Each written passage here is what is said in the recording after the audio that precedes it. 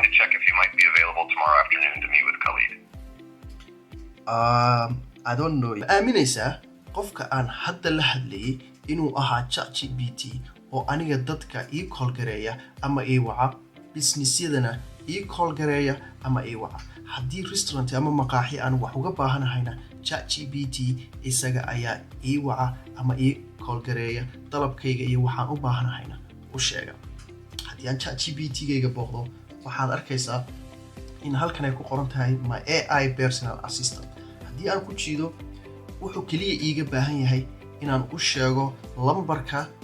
iyo magaca qofkaas iyo waxaan uga baahanahay isaga ayaa sameynaya 10 daqiiqo soo socda waxaad ku baran doontaa sidii adiguna aad ChatGPT uga dhex samayn lahayd your AI personal assistant dadkana kuu call gareeya on your behalf magacaygu waa Khalid waxaan ahay aasaasaha hirgeli AI agency waxaan halkaas ku bixinaa free community dadka aan ku barno si bilaasha AI-ga sidii ay lacag uga samayn lahaayeen haddii aad business tahay oo u baahan tahay AI sadabna waxaad igala soo xiriiri kartaa isla hirgeli